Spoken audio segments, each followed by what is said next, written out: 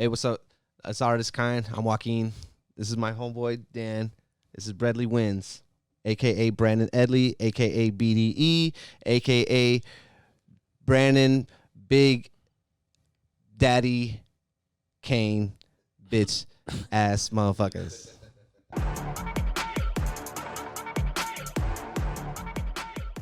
Bringing us here today is we're discussing and talking, interviewing my friend Brandon Edley. Hey, what's up, man? Bradley Wins. Yeah. Bradley to his fans. Yeah. It's funny that I got that from a friend. He started calling me that. My name's Brandon Edley. So a friend of mine put it together and started calling me Bradley. And for years couldn't come up with like a name. And that one is the one that kind of stuck. Now, I should have chose BDE. I was going by initials for a while, right? BDE. And that was before Big Dick Energy became a thing, right? That was. And I wish that I would have kept it back then because that could be my trademark. It's my exactly. damn actual initials. So yeah. You know what? Because you would have like had this BDE thing already going into the pre-BDE era. Exactly. But I changed it because I thought it was dumb. So. Fucking shit, right? Uh-huh. Hindsight is 20/20. Yeah, for sure. But I mean, like, it works so well though. I think Bradley, like, has already this kind of old school kind of rapper, just braggadocious kind of like energy to it. You know what I mean? Like, it has like this winner kind of quality. Yeah. You know what I mean? When we think success, we think cash flow. We think money. And I think that definitely lends already, like, when you hear it, it's like, oh yeah, if you're hip to like, hip hop and slang, you already got it.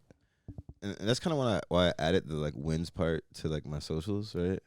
And then just to kind of like make it this thing too, where it's like more of a theme than like just me as an artist or individual, right? And it was free on all the different platforms. So which is also like, I had to go with that, It is such a thing now that you have to like consider when you want to start. Like, you could have a cool name and it'll be just registered to somebody else, and like this hot idea you had has to be adjusted. It has to be changed, or has to be edited everywhere. Yeah, to accommodate that kind of thing. And I think that's a new struggle that like artists have now to like break away from the pack and separate themselves, their individuality, like especially when you have like those constraints on your name, but like and I mean, making art, especially like music or being a DJ, it's so accessible when it's so much like when it's so accessible. Then you have to,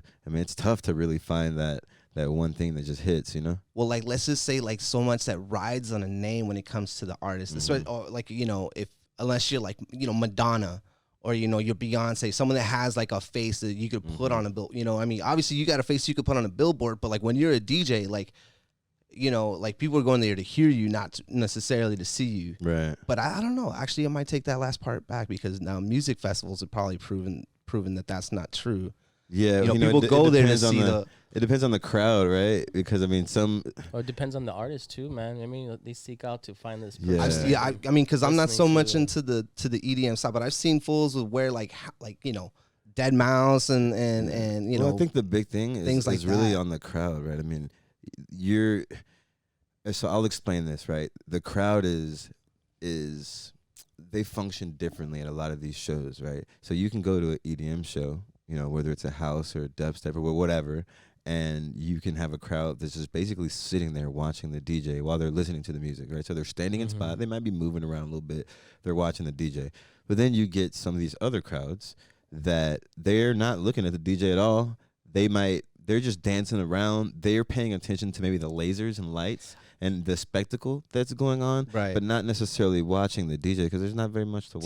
It's a lot of pageantry, right? It's a lot of like displays and visuals, right? Yeah, no, for sure. And it could be something very simple, from like a little small laser to over the top, $1 million setups that I've seen at some of these multi-million-dollar setups that I've seen at some of these festivals. I mean, I've got my exposure to it basically through you, and so like just the shows that you've played, like I've had like my beak wet a little bit, as to like what it could like look like. And I've seen like installations where they have like big lights, but I've never seen it like on the scale that you've Oh man, dude. experienced like on a ship. Like I'm talking about like, okay, on the ship is really crazy, right? Because or can you retell like one of these experiences you had at the festival for us? Yeah, no, for sure. I'll talk about one of the biggest festivals that we had here in Texas. It's called Middlelands, right? So it takes place at the fairgrounds, the Renaissance Fairgrounds. The Renaissance Fairgrounds. And what they did is, basically built like 3 giant stages. It was like an arena stage, and it had a theme of being like Renaissance and Middleland. So things look like castles and shit. It was like gestures. It was nuts, man. So it was this really badass DJ and producer. His name is Joyride. He had a really, really good, show where, I mean, this is in the daytime, right? And there's lights and lasers, so it's not. It didn't have to be nighttime to see all this stuff, right? I mean, you just look up, and the entire crowd. I mean, this is thousands of people. They're jumping up and down, going to the lasers. There's smoke. There's just debauchery and craziness. I mean, it just gets wild. See, that's party. Yeah, that sounds fun. That sounds fun. So, like, do you kind of aspire to kind of be in that kind of like that, held in that? Yeah, that booking, like we're gonna get Brandon to play this like festival at in Las Vegas or something like that, right? Yeah, absolutely. And I think I'm on my way there, but it's absolutely. Very difficult. I think it's extremely difficult. And you remember I mentioned something about like DJing being very accessible. Even producing is it's becoming very accessible because of the now, technology. Because of the technology, but being great at it, right, or being absolutely good at it, it's not as accessible, right? How long have you been DJing for? Man, I've been DJing since 2011, right? So my homeboy Reason, he's a really popular DJ around here. He taught a lot. Shout of out us to him from here to Houston. He's the godfather. Jamie, yeah. He taught me. It's interesting that I just used to go out, because I used to go to these EDM events and just different like drum and bass and events and house events, and we'd always after party, and then we go to the after party and my friends would be DJing, and I was just like fascinated because like I just wanted to do it so bad, and finally, I ended up meeting Jamie, and he invited me over. He had turntables. It was the first turntables I really got a chance to play with. It was like a MIDI controller. Or a DJ controller. You guys know what I'm talking about. Yeah. And I went over there every day, man, probably for 2 years. I mean, I like nonstop. Absolutely, went over there. yeah. We would get wasted off our mind. That was when I was with the Jennifer chick, where we'd get super drunk and just DJ, man. And it was a time that I think a lot of the newer DJs that you see, they didn't spend that time. It's just weird, right? They just kind of got it. And then you kind of can understand. You'll see like a skill difference in like mixing, just like mixing 2 songs. It's like, well, I spent so much time like perfecting like mixing 2 songs or just beat matching and shit like that. No, for sure. Where if you don't spend that time, it definitely shows in your mixing. Yeah, I went to a conference one time in Florida. I'm forgetting the guy's name, but it was giving us a kind of a lecture on animation is what it was. And so he got into a little part called easing and how, it smooths an animation out and the difference between someone that was, making an animation that something that rotated just linearly and something that has some easing was, the experience, Right. And then which one's the yeah, exactly. The and then for the one? audience, like, it's maybe not something that they notice, but it's something they experience. Yes. Well, they don't know because they don't know like you blended these songs together. Yeah. They don't know that you matched on their beats or whatever, but they know that like I like the way this transitioned better than the way like the last dude came up. Yeah, and I think that like they don't really understand. I mean, a lot. I think that's hard to put on a billboard. It's hard to put on a flyer. Yeah. It's difficult, and I think the number one thing to get you to that main stage thing, it's like, writing music, right? So you have a lot of people don't understand that there's a difference between DJs and producers. Well, how much writing Right. is involved, if you don't mind? So with DJing, there's no writing involved, right? You're basically just mostly playing other people's songs, and you're arranging them in a way, sometimes on the fly, most of the time on the fly, but sometimes you kind of figure out like what songs you're gonna play where, or you figure out what groups of songs go together. But when you're DJing, you're not doing a lot of writing. Right? Gotcha. To get out of the mold of just being seen as like a local DJ, right? You got to start producing. You got to start writing music, right? You got to start writing your own music. And when you go out to perform, you got to start playing your own music mixed in with, the other popular tracks that are out. So now people are hearing your tracks, right? And if your track is good enough, people are going to be like, what the fuck was that track? I'm trying to Shazam your shit. And you're like, well, you can get it off my SoundCloud or off my Spotify. Give me a follow. And so there's that whole thing of writing music that I would say 95% of people that you call DJs don't do, right? All the people that you see just DJing up at a local bar or, even sometimes like a local club, except for like headliners that they bring in. I mean, sometimes like the popular guys that would get these main stage slots, they're playing their own songs. But most DJs, and I'm really going to say about 95, maybe 99%, don't write any music at all, right? I mean, like you go back to even hip hop, like when scratching and stuff like that and sampling came along, like when it was first discovered. Like, I mean, I know they were putting, it was like the arrangement in which they put these beats together and these samples together is a lot of what DJing is. I mean, just coming from like a fan, because I didn't get involved or become a fan of electronic music until I was, kind of became friends with you. But before that, DJing was just scratching to me, scratching and mixing and blending. And I think like that. Or somebody that made beats, their name might be DJ something, right? Like DJ Manny Fresh, right? DJ Jazzy Jeff, like they produce, but their name is DJ, and they were probably DJs before they were producers, more than likely, right? And then producing their own beats, But you find that happens a lot where, like the biggest way. I mean, it's almost impossible to break out of a mold of just being a local DJ unless you write tracks and write your own music, and that's where it's a hard stop for most people because that shit ain't easy. It's really not easy to make a song that people vibe to and that people will love, and it takes a lot of work, a lot of time, a lot of learning. There's all these different techniques. I mean, basically think of it like how you guys do digital art and shit like that. I mean, there's not one way to skin a damn cat, but I mean, you could do it at a very, very entry level, or you could, there's levels to it for sure. Yeah, exactly. There's definite levels to it.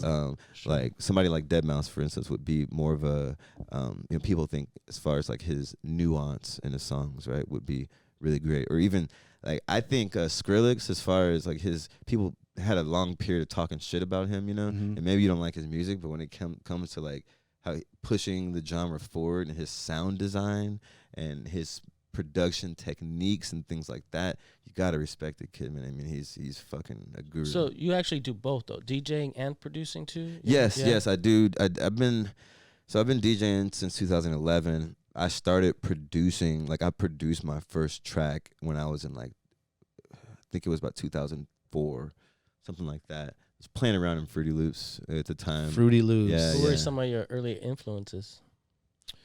Man, my early influences were mostly all hip hop, right? Because when I was producing back then, I was making just beats and stuff like that.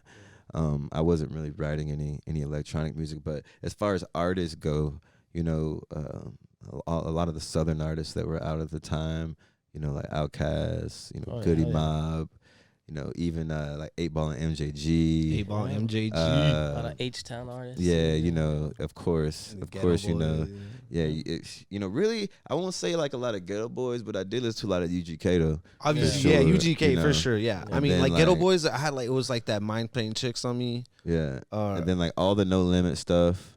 You know, all that Master P I shit. know, grew dude. up listening I didn't to. even like. I didn't even fuck with that Master P shit for a while, and then like yeah, man, TRU. The beats were Make crazy, crowd Silk bro. the like Shocker, this. The beats were nuts, and so bam, you know, and then bam, I grew up bam, like bam. you know, my parents, you know, they listened to like my dad and stepmom listened to a lot of jazz and gospel. So like, I grew up like in the church and stuff, and so I was in choir.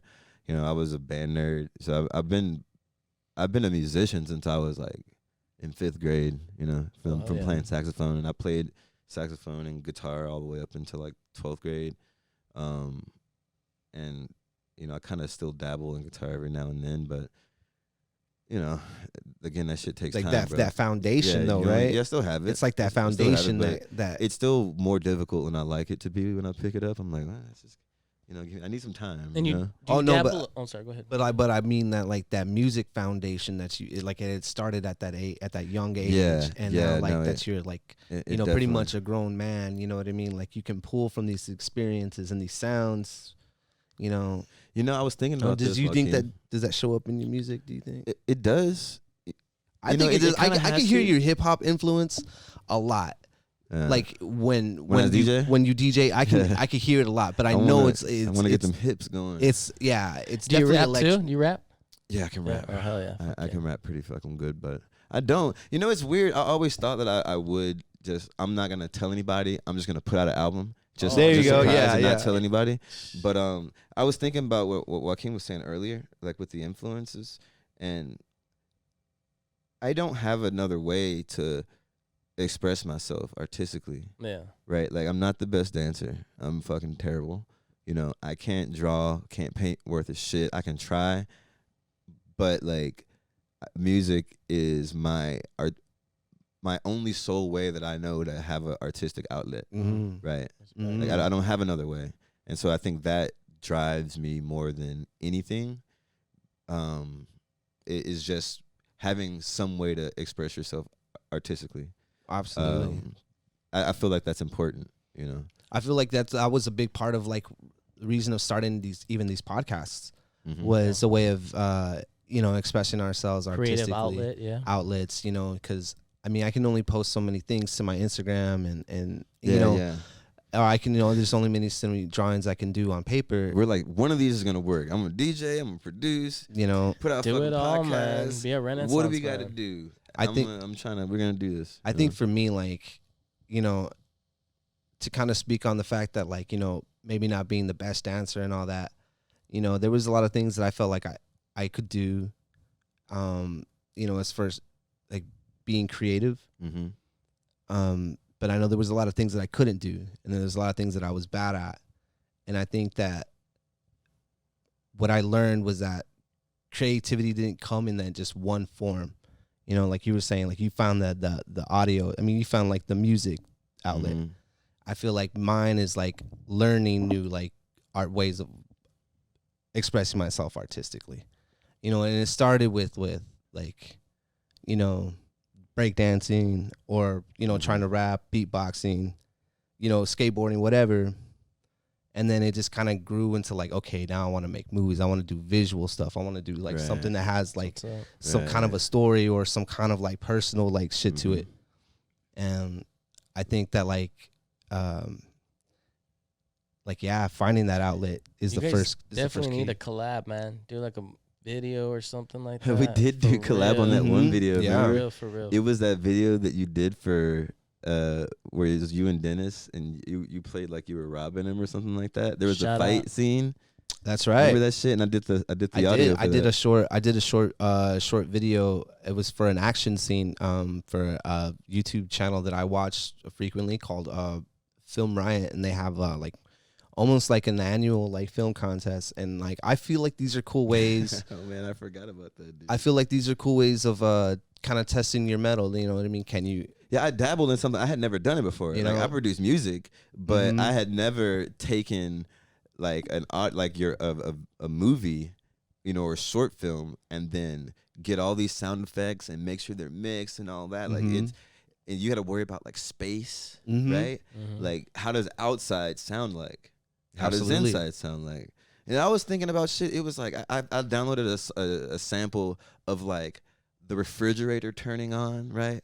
There's so shit like that, and turning it down. You know, the air conditioner turning on, ceiling fans going, so it's not just so like quiet. Yeah, that's I mean, so true. You're like building a space, right? And then you gotta put like reverb on them to like mix it. And I had never done that shit before, and I was like, okay, well, and I'm not gonna say it was the best, but for my first time, I was like, oh, I'm pretty satisfied with how it came out. Exactly. Under a short time, you know, it's all about like, you know, I like the strain that it puts on your mind to kind of like force a solution. I gotta figure this out right now. Yeah. And I think like doing like those. Dude, I want to speak things. on that. I want to speak on that. So, I like to call it like time capping, like time cap yourself. Mm-hmm. And I wish I would have known this a decade ago. I'd probably be a lot further than I am now.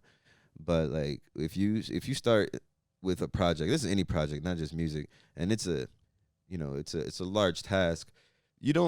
Sometimes you sit down and you just think about completing the entire task, right? But sometimes you don't have to do that. You just say, hey, I'm gonna spend an hour today. I'm gonna spend an hour working on drums, right? Or you just say, I'm just gonna finish the drums today, or I'm gonna pick the right kick drum, right? You can break the task down to anything. It doesn't have to be this huge thing, but as long as you do something like that every day, right? Okay, I got this kick. Let me find the perfect clap to go with it, right? Or as for time capping, like, I'm going to give myself 2 hours to write a full song. Yeah, right? yeah. And if it may not be the best, right? But you're learning how to work with the tools that you have to get done, you know, to get your task or your job done, right? Mm-hmm. And if you continue doing that, you're only gonna get better, and you're gonna learn more. You're gonna write better songs. You don't know, but you're tricking your brain into like learning your tools and learning how to like hear better and hear what you want to make better because you're working on it every day. Exactly. Right? And you have to do it quick. And so I highly suggest that for people that are struggling getting stuff done, is to give yourself small goals and then time cap yourself and just work up until that point and then start the next day. You know, it's all good. I heard this. Maybe you can explain this, if it's true or not. That there's a formula to actually making a hit song. Like there's like a beat, like a pattern to a beat.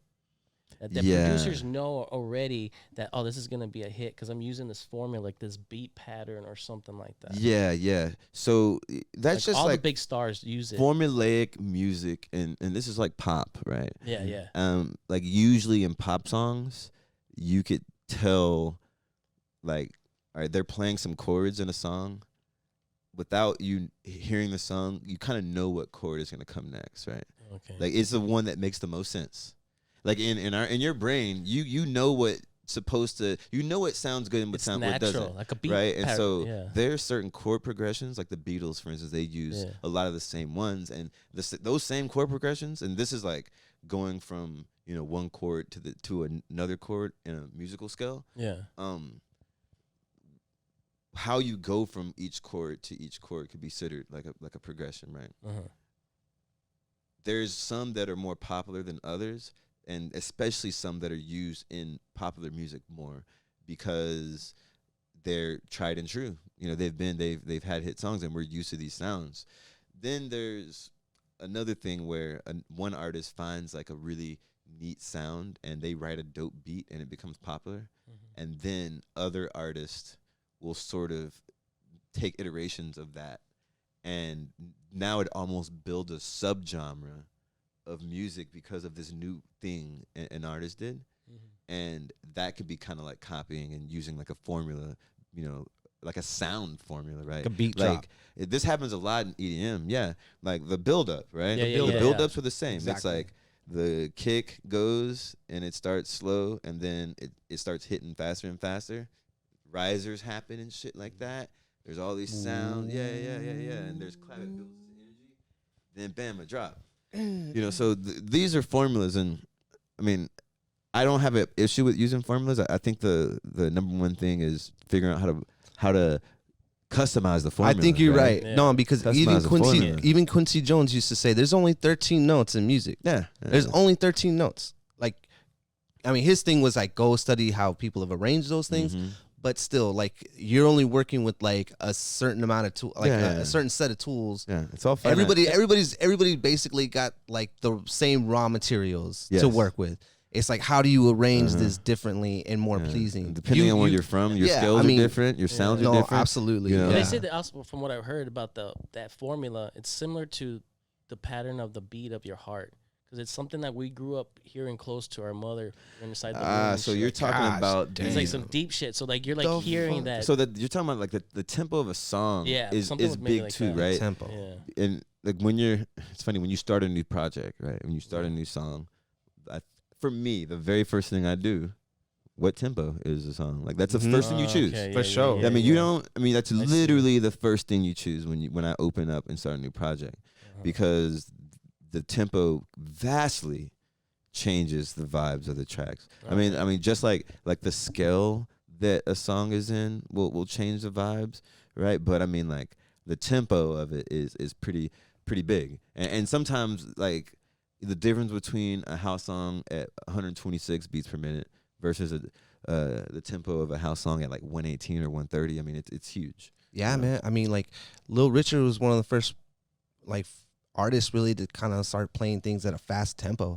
You know, it was a story. He said that, you know, he took his buddy down to the train tracks, and you know, he was like, and he's like, what are those? And he's like, well, those are eighth notes. Yeah, he screamed at the top of his lungs. It's a man's world. Yeah, he's like, what are those? Wow. And he's like, and then the fool says, those are eighth notes. He's like, I want you to play like that. Yeah.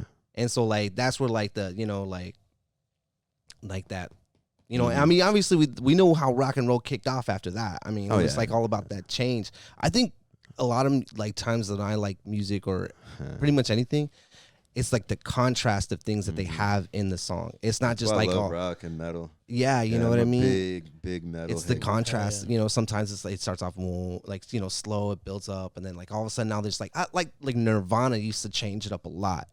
And I used to like that about them. You know, it would start off like kind of like straight up rock, but it would, and then it would like in the middle, it would get like eerie and slow. Very melodic. Yeah, they'll have like some silent, like they'll have this big energetic moment.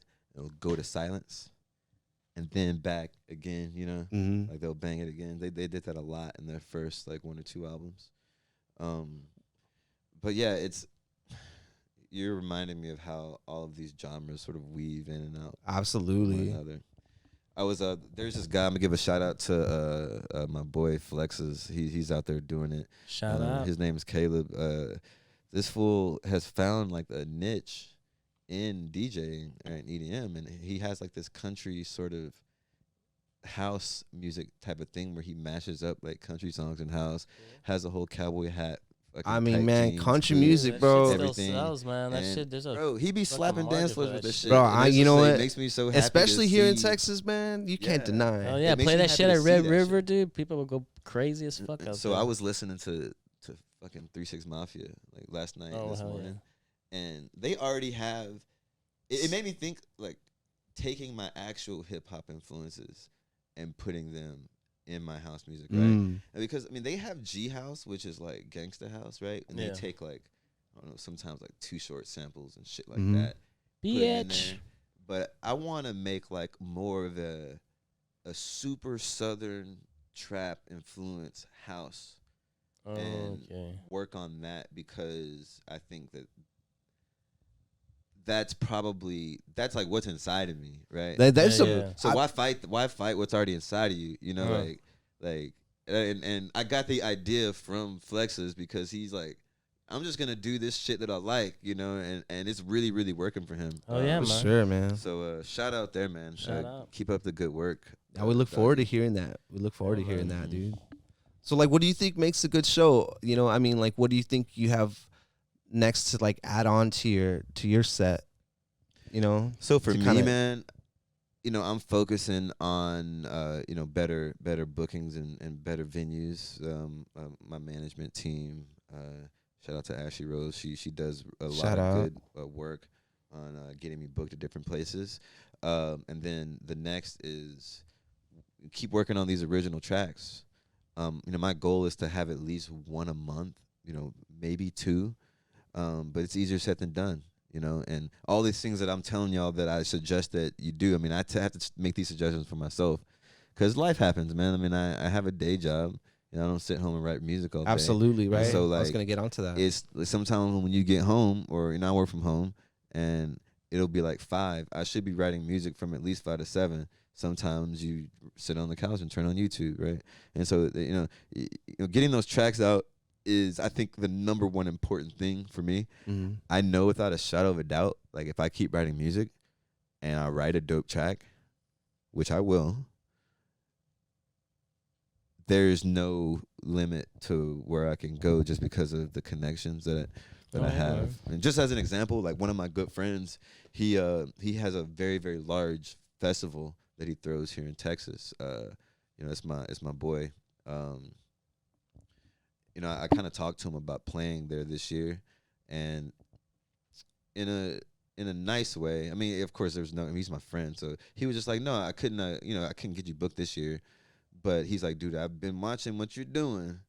He's like, bro, keep doing that shit. You're going to be booked on 2022. And I'm like, okay, cool. Dude, you go, man. But just to hear, like, somebody that previously, before, when we talked about it, was like, bro, you need to do some more shit. And then now him told me, oh, no, I see you're doing more shit. Just keep doing more shit. I got your back, And that's just one thing. That's just from a friend of mine. But there's other people that aren't my friends that are wanting me to come up in a way like that. And I think writing, getting these tracks out is the number one thing for me to make my shows better. Absolutely, bro. I mean, we're the same way too. We're gonna be watching you. We're gonna be like supporting you the whole way. We'll hope to have you back too, and that. Hopefully there'll be one day you get too big to even come on our show. No, that'll never happen. That'll never happen. I mean, as far as getting too big to come here, right? I'll definitely. Now we may have be in a different place, As far I feel you. Y'all gonna have a studio upgrades and all kind of shit. Yeah. Any more questions? Well, why don't you shout out your Insta, or you shout out your social, and then afterwards too. I'm gonna give you another little questions, go into some other things that are going on in the art world. Okay, no, I'm definitely down to stick around and talk to you guys. But give me a follow. All of my social handles are the same. At Breadly Wins. That's BreadlyWins. So you can find me on Twitter, Instagram, and Facebook. You can get to me there. Also, bookings and stuff like that can be done through my Instagram and Facebook. If you want some banging house and you want people to dance and have a good time. Yeah. Also, I am dropping a new podcast. It's the Breadly Wins podcast. We're still working on all the socials and stuff like that and putting up everything. We've recorded 2-3 episodes now. We have some pretty good content, so be on the lookout for that. Oh yeah, Joaquin. No, go ahead, man. Oh yeah, and also check out Conspiracy Dummy.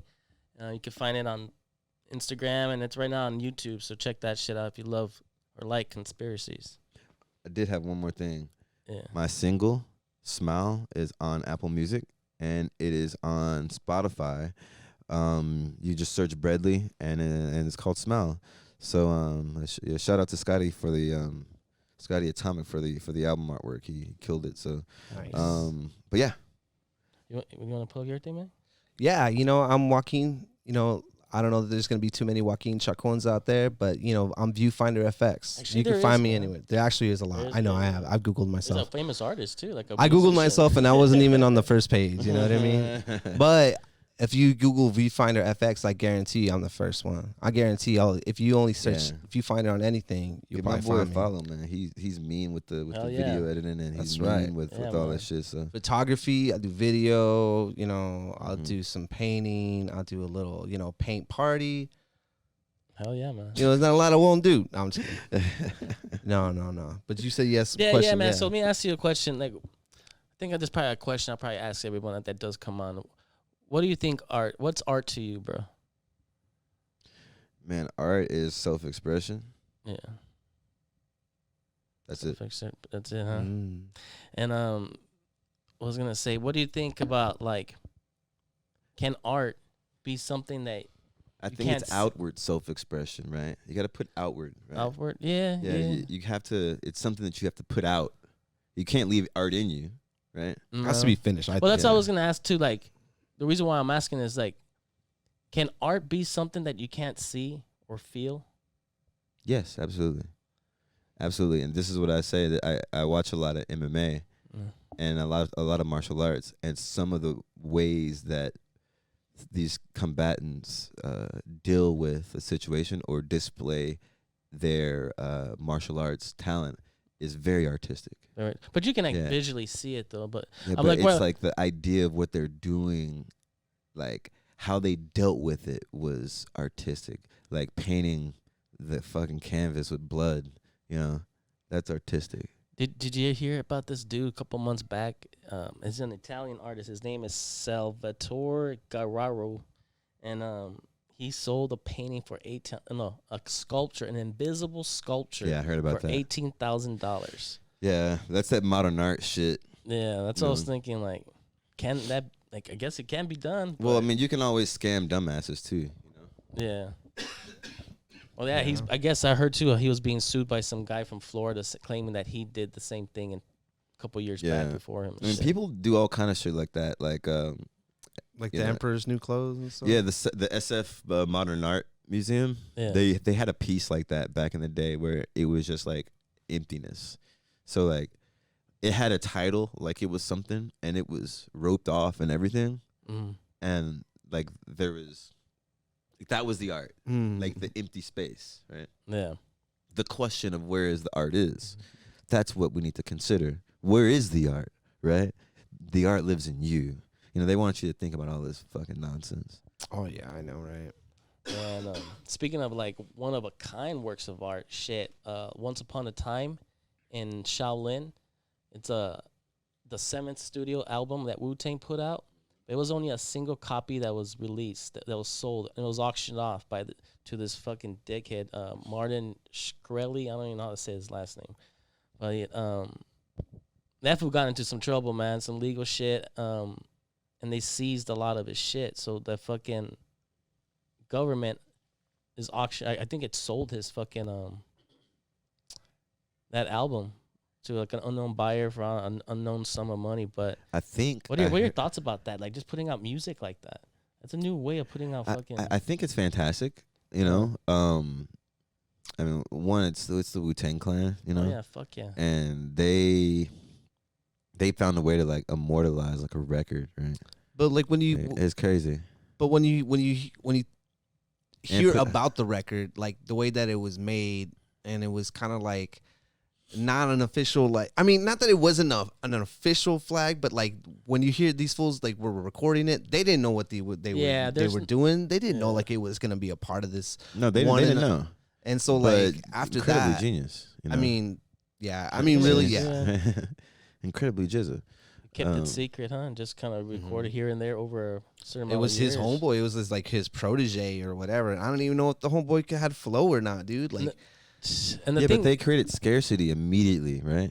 And how do you rise the value of something, right? Make it scarce as fuck.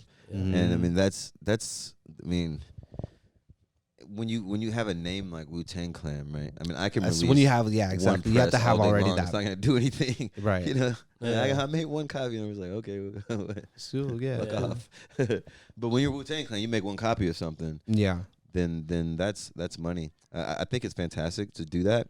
I think some artists should look into possibly, I guess, looking into that. Like, what are the like the cryptocurrencies? Like, the crypto art. What are they called? Yeah, there's NFTs. NFTs, yeah. Yeah, and what if you can do that with music, right? Yeah. Like, what if it's like, this is only 10 copies of this, right, or 100 copies of it, right? Like limited edition cars, song, right? Yeah. And it's like, what could you do with that? Like, if it was a popular song and you only had the only copy of it, then anyone would have to pay you for it. Right? Can it be done really today with that? Like, we saw that with Napster and shit like that.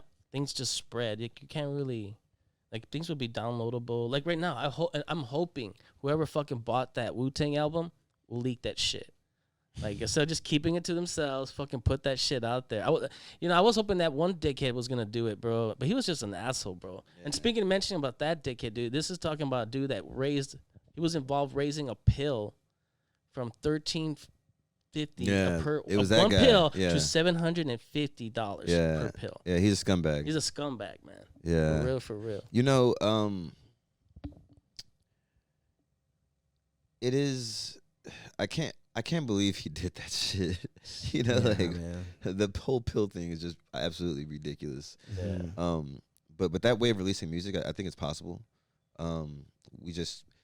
We didn't think that we'd be streaming music like we do now on Spotify when we were all using Napster, Yeah. right? Where it's like, well, we don't even have to download music or pirate music because now you just have a service and they're gonna get their money. So we don't know what kind of systems are gonna happen, right? Yeah.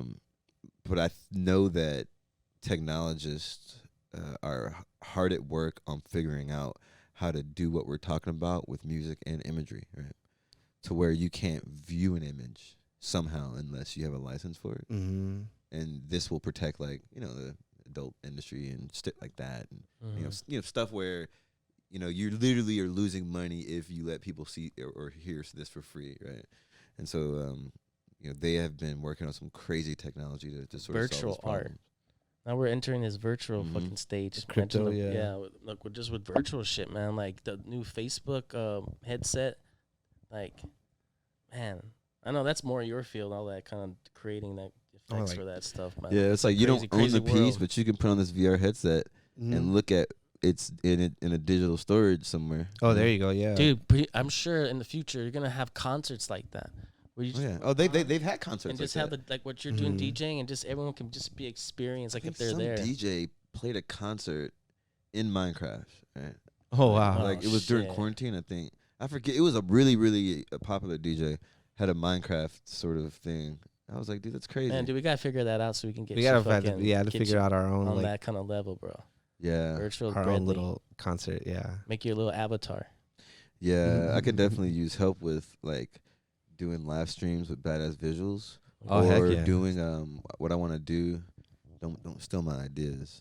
Yeah. Is renegade streams, right? Renegade live streams where we go take my tables and a table, a generator, Oh yeah. some cameras, right? Mhm. And we set up in some weird place that we're not supposed to be, right? Yeah. And then I'll do like an hour set and live stream it, you know? Yeah. I think like Post Malone, didn't he do like the Nirvana set from his like apartment or Dude, something like That's that? it, man. Yeah, Like what we're yeah. doing right now with this podcasting shit, bro. That's so Everything true. can just Yeah, be done man. at home now. And No, shit. it can, but I want to up the stakes. Oh you yeah, know? yeah. Oh, yeah. Little by little, man. It's gonna get better. It only can get better. Yeah, for We sure. can only get better at it. That's what. Yeah, we can only get better at this for sure. There's so many places in Dallas, like downtown, to play Renegade sets.